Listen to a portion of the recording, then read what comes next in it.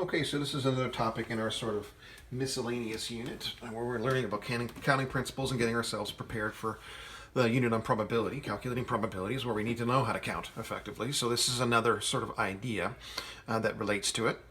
So before I start into the note and we go through some examples, and in fact this is supposed to really be a sort of a classroom participation scenario.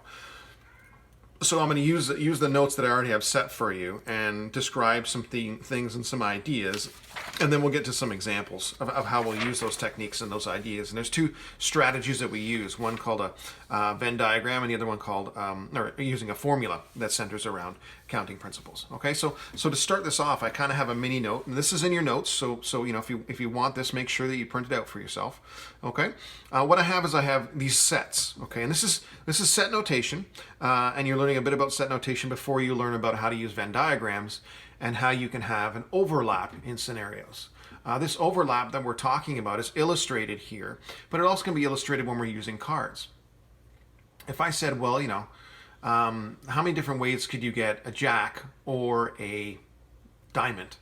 Okay, well then you'd say, well, you know, you can get 4 jacks, right? A jack of queen, a jack of hearts, jack of diamonds, jack of spades, jack of clubs. But when you talk about diamonds, then you've got, you know, from the 2 all the way through to the ace of diamonds. So there's 13 diamonds, and then there's 4 jacks. So you would say, well, there's, you know, 13 plus 4, 17 things, 17 ways in which you get a jack or a diamond when you draw a card randomly from a deck of cards. But remember that we've got the jack of spades, clubs, hearts, and diamonds. And then we have the 13 diamonds. One of those 13 diamonds is the jack of diamonds. And so what I've done by counting 4 jacks and counting 13 diamonds is that I've counted the jack of diamonds twice. Okay, it's called a double count, or more importantly, what it is it's a scenario where we have an overlap of the two descriptors, a jack and a diamond. You can actually be a jack and a diamond at the same time, and you're the jack of diamonds. So as a result, that's a situation where actually 4 plus 13 does not equal 17. 4 plus 13 actually equals 16. Okay, so anyways, let's get into this. I'll show you an example with. So what I've done is I've just listed some letters, okay, and this is the word ankle. Okay, and then so this set is called the word ankle. This set is the vowels, and this set is the alphabet, at least the start of the alphabet all the way up to G. I don't want to do the whole alphabet because it's just too big of a set for me to do. Okay, so these are 3 different sets of letters. The letters in the word ankle, the vowels of our alphabet, and then the first half of our alphabet, or at least the first 7 letters of our alphabet. Now, if we look at the word ankle, we can put them into circles, okay, A-N-K-L-E, or we can talk about the number of elements that are in that set. And because we're counting, we're really talking about numbers. Like when we talked about jacks, we could say jack of diamonds, jack of hearts, jack of clubs, jack of spades. Or what we could do is just say 4, the number 4. There's 4 elements that are jacks. If we're counting them, we're only really concerned about the numbers. So the number of elements in this set is 5. The number of elements in this set for vowels is 5. If you ignore Y, is that's sometimes a vowel and sometimes not. And then the number of elements in this set is 1, 2, 3, 4, 5, 6, 7 elements. Okay? So we can count the number with a little subset n, or we can actually just put the actual elements in the set. We're going to spend a lot less time worrying about the elements and a lot more time worrying about the numbers of those elements. Because remember, these are counting principles that we're working on. So as a result of that, okay, what if I asked you a question, well, how many elements are in the word ankle, or that are vowels? Well, you'd say, well, there's 5 vowels, and there's 5 letters in the word ankle, so there's 5 plus 5, 10. Simple. But that's not really the case, okay? The problem that you run into is, this is A-N-K-L-E, but the A and the E are also an A-E-I-O-U. Okay, so there's an overlap between these 2 sets. So if this is the set of ankle, and I do the set of vowels, there's an overlap between A and E. What you'll notice is this overlap for this circle, and the overlap for this circle finds the A and the E between the 2 of them. So when you say to yourself, well, what letters are in these 2 sets, the word or that are vowels, you can't go 5 plus 5. There's 5 in this set and 5 in this set, but you've counted the A and the E for the vowels, and you've counted the A and the E for the ankle. Okay? Now we call this small area here an intersection. This is an intersection. And the notation that we use for that is sort of an upside down U, okay? And that's an intersection, okay? Now, if we're looking at words or vowels again, we could also have the union. Really what we want to do is we want to know all of the elements that are in the words and that are in vowels sets. Okay, so what are all the elements that are in the word ankle and what are all the elements that are in the vowels? Okay? And so when we count them, again, it would be 5 plus 5. That's what it would be, but it's not 10. We know it's not 10 because what we have is this overlap in this scenario here. So when there are elements that share two characteristics, words and vowels at the same time, then the number that are in the words and the vowels together, or how many elements that are in words and vowels, okay, are not the number of elements that are in the words and number of elements that are in vowels, but it's the number of elements that are in words, the number of elements that are in vowels, and then we have to take away what's in both words and vowels at the same time. Okay, so this U is the union. Okay, that's basically this sort of shape here. What's everything that's out there? We want to know, is it 5 plus 5 equals 10? If I was going to do vowels and then I was going to do consonants, okay, the vowels plus the consonants equal 26 for the letters of our alphabet. Okay, although you could say, what about Y? Is Y an overlap between the two of them? Maybe it is. Maybe it isn't. Okay? So, in this situation, the way that it works is, if I want to find the number that are in this whole thing, this is called the union, or the number of elements that are in words or vowels or both, or just words or vowels, okay? Then you have the pink words, you have the green vowels, and then you have the overlap between the pink and the green. I don't know what that color is. So there's 5 words, there's 5 vowels, and then we subtract what we counted when we counted it as green, okay, and we counted it as pink, we've counted it twice. So we take it away once. So either take away the green or you take away the pink from this overlapping I-shaped structure here. And when you do, that's how you get the correct amount that are there. You count them up. There's an A, and an N, and a K, and an L, and an E. Okay, that's 5. And then we've already counted the A, and we've already counted the E, so I, O, and U as well. So 1, 2, 3, 4, 5, 6, 7, 8. Or if you prefer, 5 plus 5 minus the 2 gives me 8. And that's the correct way to effectively count the number of elements that are in a set of one situation or another situation. Okay, if you're a jack or a diamond, okay, you count the jacks, 4, you count the diamonds, 13, and then you remove the jack of diamonds. You counted the jack of diamonds here, right?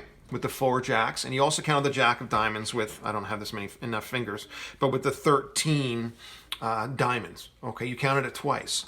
So it would be 4 plus 13 minus 1 if we were doing that scenario. Okay?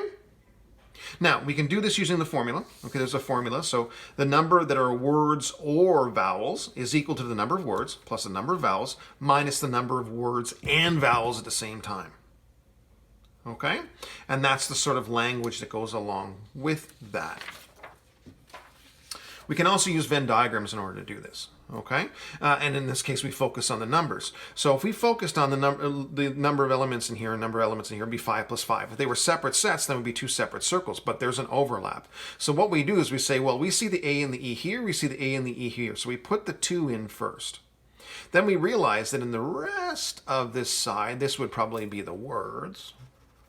And these would probably be the vowels. I should make that W a little more obvious. The words and the vowels, okay, are the numbers of letters in the letters in the word. There's 3 N, K, and L that are unique to this set. Okay, and so they're found in sort of this, I don't know, cookie with a bite out of it shaped structure here. Okay, so that's where N, K, and L are found. This is where A and E are found, and then this is where I, O, and U are found in this sort of cookie, bite out of a cookie looking shape, I, O, and U. And so you can see the A and the E are overlapping in the center. Okay, and you can use a Venn diagram in order to do this. Okay, now we also talk about something called the universal set. All right, now the universal set, okay, is sort of all elements that are possible of whatever it is that you're talking about, okay? So if we were using the example with the jacks and with the diamonds, the universal set would be all 52 cards. Okay, we put it in a box, Okay, and so if this was jacks and this was diamonds, then I'd have one overlap in between the two of them. I'd have three jacks, the jack of hearts, jack of clubs, jack of spades, and then I have the diamonds, the rest of the diamonds except for the jack of diamonds. And so there'd be 12 in here, there'd be 3 in here, and then 1 in here, giving us a total of 16 rather than 17 cards that are jacks or diamonds. Okay, so this is jacks or diamonds. That's what this shape is, the two characteristics that we're concerned about. And the rest of the cards would be here. So 52 minus 16 is going to be 36 cards would be here. And so we write down the number that are in the universal set. In this case, for cards, it's going to be 52. Okay, and so that's how we denote that. And we can use Venn diagrams to help us do this. Sometimes we have multiple sets, not just 2 sets. So I would say, what are the number of jacks, diamonds, and I don't know, 4s, okay? Or maybe face cards or something. Well, jacks are face cards. Face cards can also be kings and diamonds, okay? Sorry, kings and queens. And then, of course, the diamonds can be any of those particular cards. But let's look at this example. Let's go back to our ankle example, okay? So we've got ankle, vowels, and the first 7 letters of the alphabet. Okay, those are our 3 sets. So if I wanted to find how many elements are in the word ankle, or vowels, or the start of the alphabet, okay, what would I do? Well, I've got it sort of filled in here. I've got N, K, and L. Okay, and if I was just dealing with the pink and the green, there would be an A and an E in there, and then the I, O, U. The I, O, U are only found in the vowels. The word ankle only has N, K, and L in this particular area. We have an overlap with A and E. But what we also do is we have the first start of the alphabet. And if you notice in the start of the alphabet, A and E are also there. What you'll also notice is none of the rest of these letters are in the word ankle.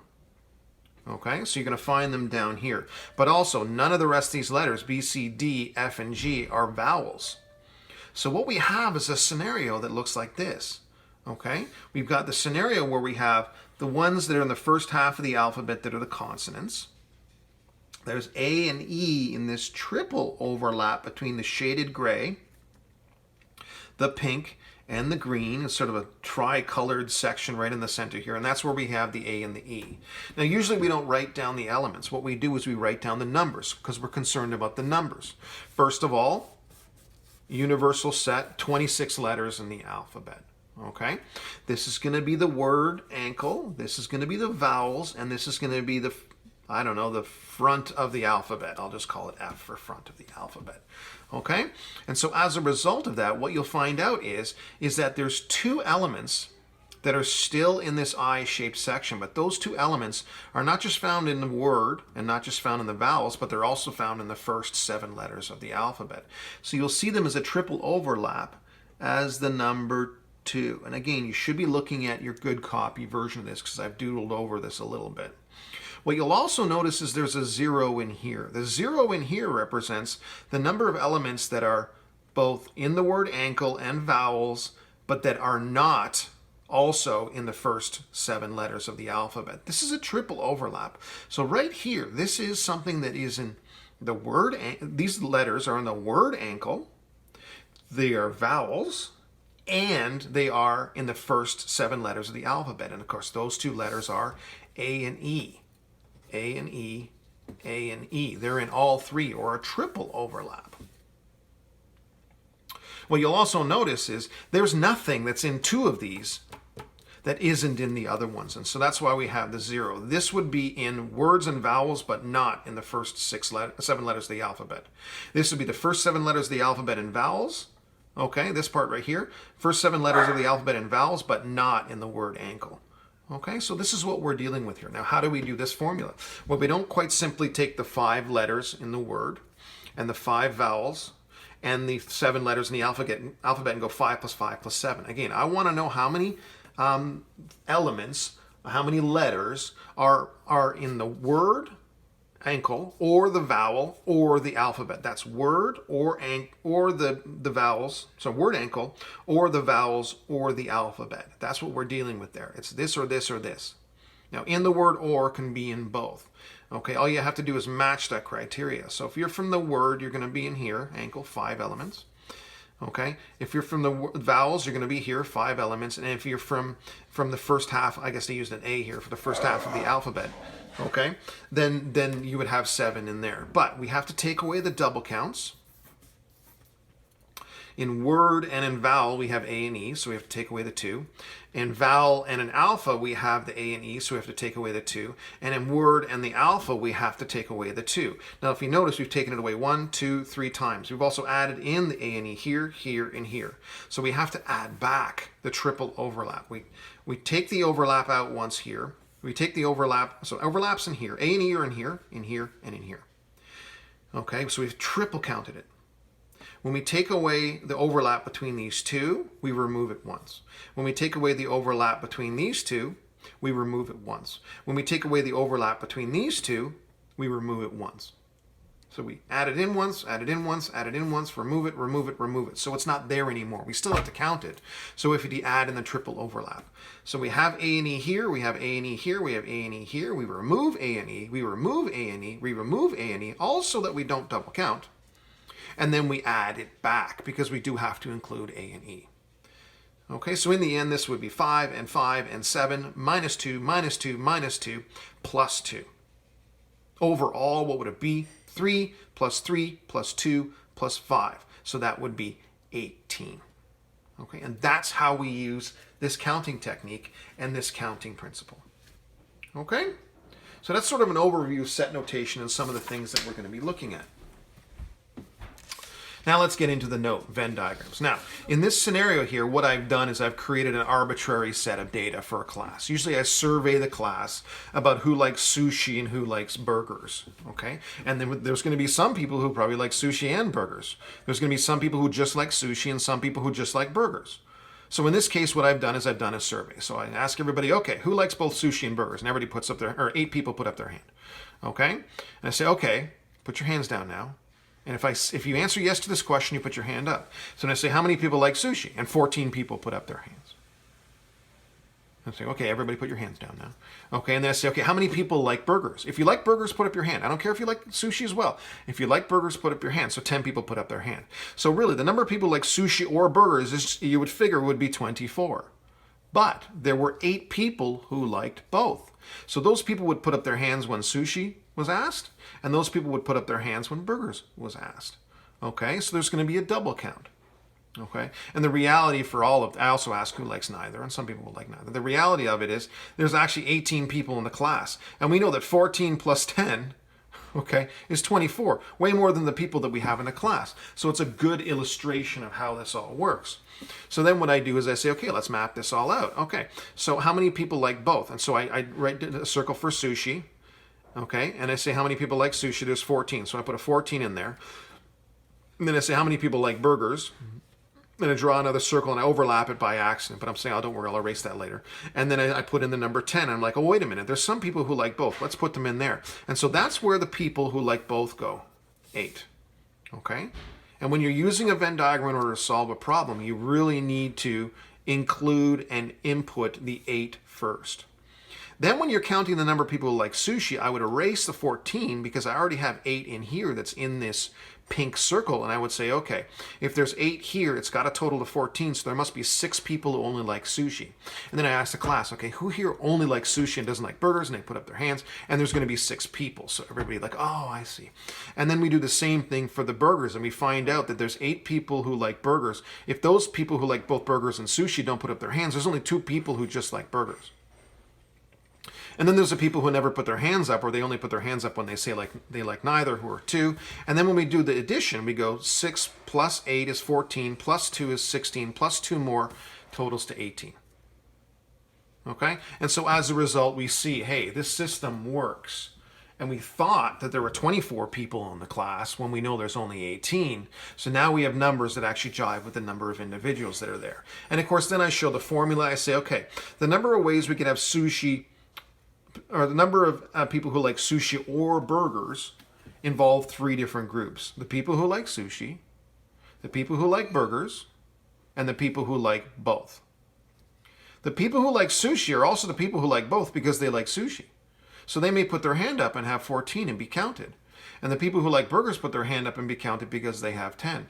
But we have to, in here are the people who like both, and in here are the people who like both. We can't count them twice, so we have to remove it once. And so then you explain the formula and we go from there. Okay? There's a little bit about what I've already explained to you in that more detailed note. That was designed for my students who didn't have a lesson online. Okay, and where we just talked about things or they read the textbook. So this is a little bit more about that.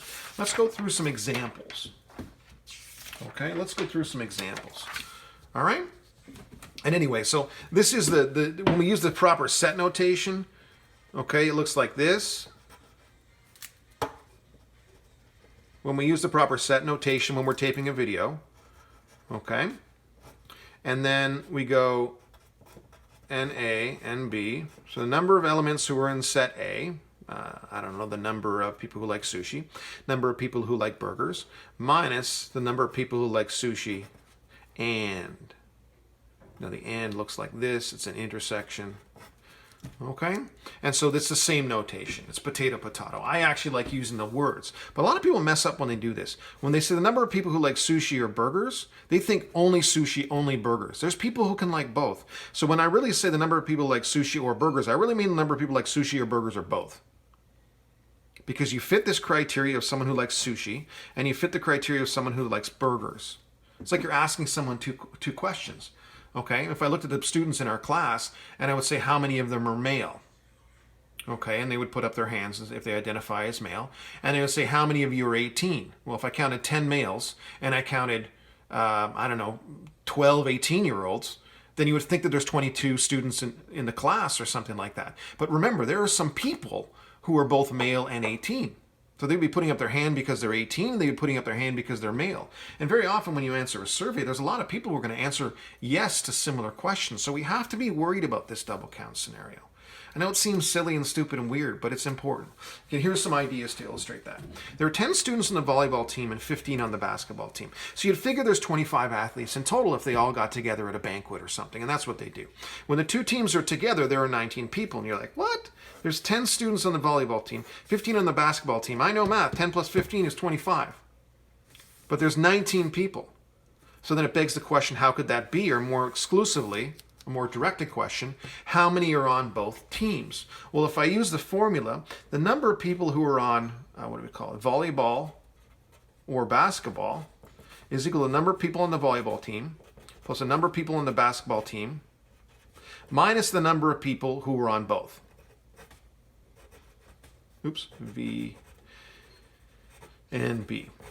Okay, so when we do that, of course, when we go to solve it using the formula, the number of people on the volleyball team, okay, are going to be 10. We know that. The number of people in basketball is 15. We figure would add to 25. But then the two teams are together. The together is the union. It's volleyball or basketball, so that's the 19. And then we have this unknown x. So if we go on and we solve this, I'm just going to put the formula over here. 19 is equal to 10 plus 15 minus x. We want to figure out what x is. How many people are on both? So we move the x over here. Move the 19 over here. 10 plus 15 minus 19. And we get x is equal to 25 minus 19, which is 7. And so that must mean that there are 7 people. Is that right? 7? No, 6. And that must mean that there are 6 people who are on both. Okay, now if I were to solve that using the Venn diagram, again, I draw the two sets, sets of numbers. Okay, I would know that the total for all of this is 19. I know that there's 10 people here and there's 15 people here, but there's also x people here. So there's 10 in this big circle, but in this shape right here, it's actually 10 minus x. And in this shape here, it's 15 minus x, because remember, in this whole thing, it's 15. So it's going to be this and this. I don't know what this number is. I do know that it's going to be totaling to 15. But if I don't know how many people are in this particular overlap that are on both teams, I have to take them away. If there's 2 people in the team, then I know that in this area here is 13 plus 2 would give me 15. Okay? And 10 minus 2, so this would be 8 plus 2 would give me 10. And that would work out. But it's also got to work out with a total of 19. So what I would do is I would go 10 minus x, this, plus this is going to equal 19. So 10 and 15 is 25. Minus x plus x, that sort of adds out. I'm left with a minus x is equal to 19. Bring the x over here. Bring the 19 over here. And x is going to be 6. And so I find out, that there's 6 people on both. And then you can make sure that it makes sense by saying, hey, I've got 10 students here, I've got 15 students here, okay, but 6 of them are on both. So I've got 10 students here, and then I've really only got 9 new people on the basketball team. So 10 plus 9 is 19. That's why it makes sense, okay? And so when they get together, obviously you only have 19 people, okay? Another example. Drama Club is putting on 2 plays. There are 11 actors in the first play and 7 in the second play. If 3 actors are in both plays, how many actors are there in total? Draw a Venn diagram. Okay. So I'm going to draw my Venn diagram. I always draw my universal set. Okay. I don't know how many actors there are in total. That would be my universal set. Okay. But I have in the first play and the second play.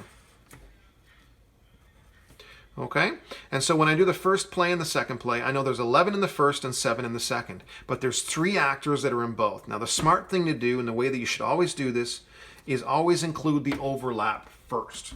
So there's 3 actors in this particular, or in both plays. So see how they're both in the first play and both in the second play? Okay, now I know there's 11 actors in this play, but 3 are already accounted for, so there's only 8 that are right here. Again, I've got 7 here, so there's 3 actors already accounted for from the second play, and there's only 7 in the second one, so that I know that 4 are only, so these are people who are only in the second play, these are people who are only in the first play, and these are the people who are in both plays. And I've really got everything covered, okay? So the number of people who are in total, number of people in the first play or the second play, is going to be 8 plus 3 plus 4, which is 11, 15.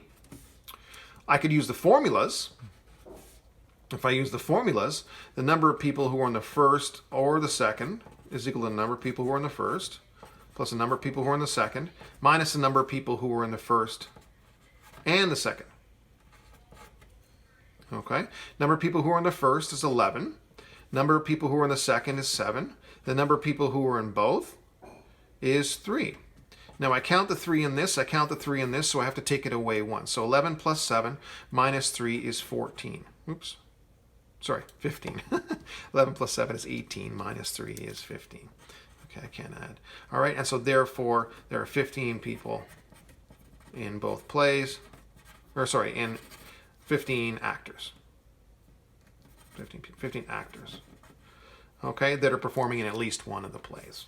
Okay, and so that's that final answer in that scenario. And we use a Venn diagram, or we can use the formula. It doesn't make a difference. Now again, I showed you already for 3 sets, and you can even do it for 4 and 5 and so on, but the formulas get a little bit more elaborate. Okay, in this scenario here, I kind of did the same thing.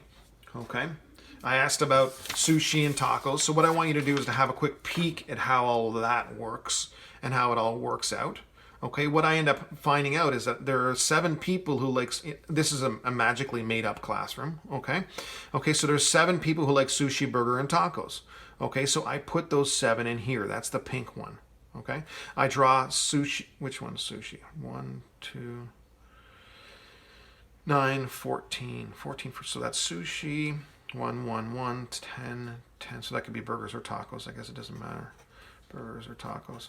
Okay, and so when I draw these, okay, the number of people who like sushi, burgers, and tacos, I put them in the triple overlap. Now, if there's no people who are like that, you can put a 0 in there. It's okay. You can still draw it and have 0 that are in there. Okay, now the problem that I run into is when I do this, I've got all of these different things that have been outlined. Okay, and all these different areas and things that have been outlined. Okay, the number who like sushi and tacos is 8. So sushi and tacos is 8. That's that overlap in this particular section right here. Now the overlap in that particular section right here, if you notice this area here is 8. So if I've already have the 7 in here, then there's going to be 8 in total. That means 7 plus 1, that's going to give me my 8 in total. I don't put an 8 in here when I've already got a 7 in here. This area for sushi and tacos has got to be equal to 8. And so it is equal to 8. 7 in here and 1 in here. 7 who like all 3 and 1 who like just the 2. and not the third one. Sushi and tacos, but not burgers, there's one person. The people who like all three, there's 7. Okay? Then when we go to do sushi and burgers, we also notice it's 8. If it's going to be 8 in here, it means that's going to total to 8. So if there's 7 already here, I put 1 in here. Because there's one person who likes sushi and burgers but doesn't like tacos. And there's 7 people who like all three. Here we've got burgers and tacos. Okay, burgers and tacos. We've got 8 who like all that. It's just a coincidence they're all the same. Okay, a 7 and a 1. Why is it a 7 and 1? Because 7 like all three. But burgers and tacos, well, there's one person who likes just burgers and tacos. If you say, do you like burgers and tacos? The people who like all three are going to put up their hand. Okay, because they like burgers and tacos. But that one person who only likes burgers and tacos but doesn't like sushi is right there. Then what you find out is that there's 14 people who like sushi, but 1, 2, 7, 9 of them are already accounted for. So I don't put a 14 in here. These are the people who only like sushi. So if 9 of them like either sushi and burgers or sushi and tacos or like all three, then there's going to be a smaller amount who just like sushi. So 1, 2, 7, that's all totals to 9. 14 minus 9 is going to give me that 5. For the burgers, how many people like burgers? 10 people like burgers. If 10 people like burgers, I've got 1, 2, and 7, 9 already accounted for. So there's only one person who just likes burgers but doesn't like sushi and tacos. How many people like tacos? Again, the same idea. We've got a 10 as well. 1, 1, and 7 is 9 already accounted for. So in this large circle, we do still have 1, 2, 7, 1, 10 people who like tacos, but there's only one person who just likes tacos. So let's go ahead and figure out this example. Let's do this worked example here. Okay? And this is a kind of a classic thing. All right. So anyway, these are for the three sciences. Okay. In grade 12, 140 grade 12 students. Okay. 52 have signed up for bio, 71 signed up for chem, and 40 signed up for physics. Now, very often with sciences, people take multiple sciences. Okay. So the science students include 15 who are taking both bio and chem, 8 who are taking chem and physics, and 11 who are taking biology and physics. And then there's 2 people who are taking all 3 sciences. Okay? So what we want to do is we want to figure out how this all works. Now, a lot of people like to go to the Venn diagram to do this. But these 2 formulas do have to agree with each other.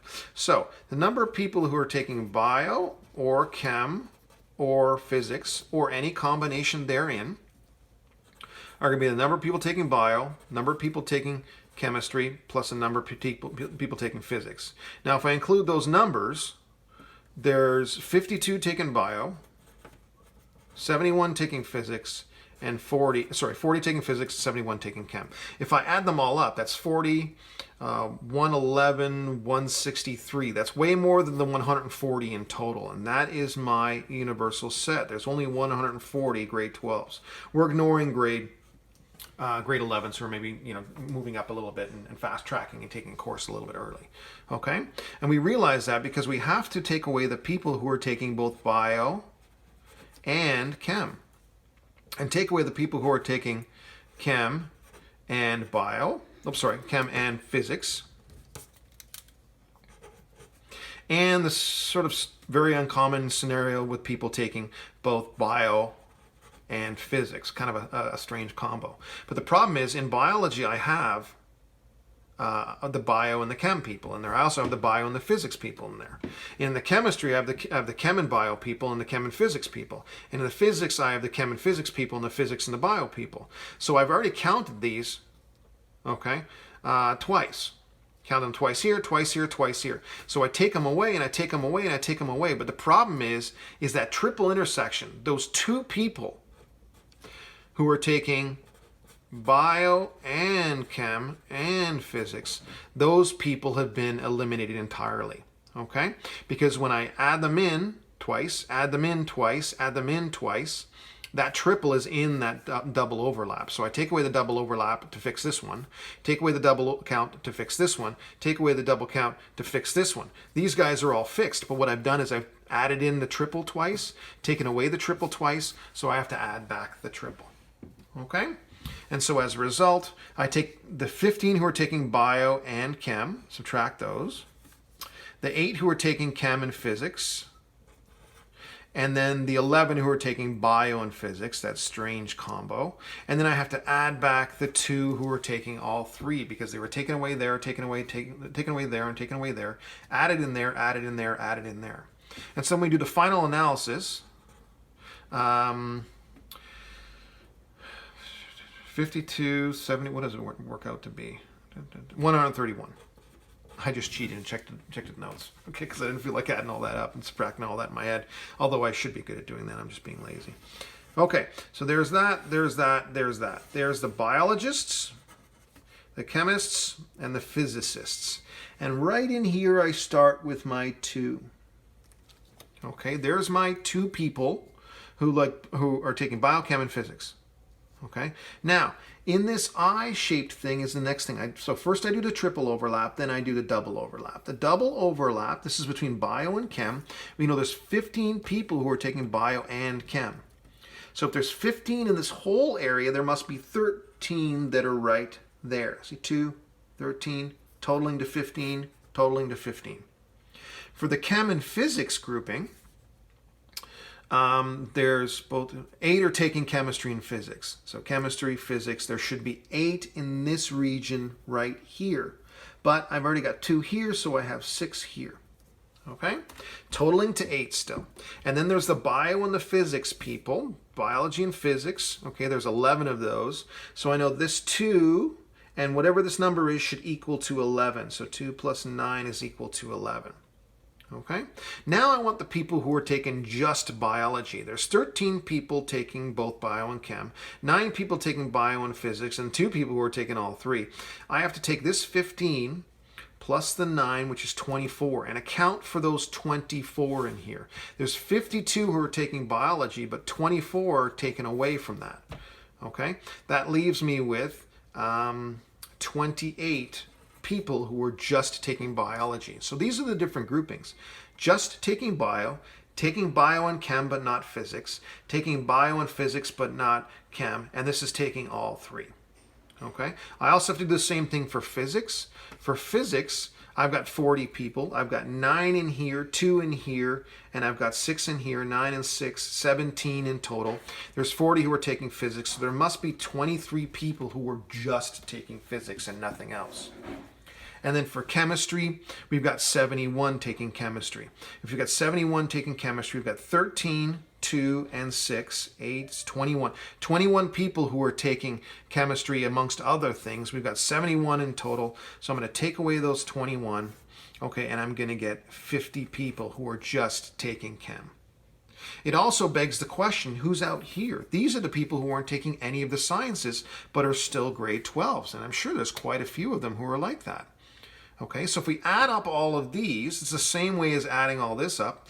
28 plus 13 is 41, is 91, plus 9 is 100, 102, 108, plus 23, 102, 108, plus 23 is 131. Oh, yeah, 131, like what I got there. That must mean that of the 140, 131 are taking the sciences, which means there's 9 people who are only taking who aren't taking sciences. So that's all these different groups or subgroups. And that's how they all work out. Okay? So when I flip, I'm actually going to subdivide this into different groupings. And I need to have this right in front of me here. That's the good copy version that you have in your notes. So how many students are taking only bio? How many students are taking only bio? That's this grouping right here. Only bio, not any overlaps. So there's 28 taking only bio. How many people are taking only physics? 23. How many people are taking only chemistry? There's 50. How many people are taking biology and chemistry but not physics? See if you can figure out where that is. Biology and chemistry but not physics. So there's 13 who are doing that. Okay. How many people are taking chemistry and physics but not biology? Chemistry and physics but not biology. So chemistry and physics is in here, but not biology. That would be all 3. So there's 6 people who are doing that. Okay? How many people are only taking one science course? Well, you could take the 28 and the 50 and the 23, all these 3 guys. and add them all up. And it ends up being 28 plus 23 is 51, plus 50 is 101. How many people are taking exactly 2 science courses? Well, that would be the double, the double, the double. You would eliminate the triple because the triple is taking all 3. It's exactly 2. So there's 9, and 13 is 22, plus 6 is 28 in total. Now, I've got nicer versions of that in your final notes. Okay, so you can have a look. I've got some visuals for all that as well. Okay, this is the appropriate homework that you should be doing no matter what. Okay, so check out that homework. Make sure you do that. That's from the old textbook. Okay, so have fun with that.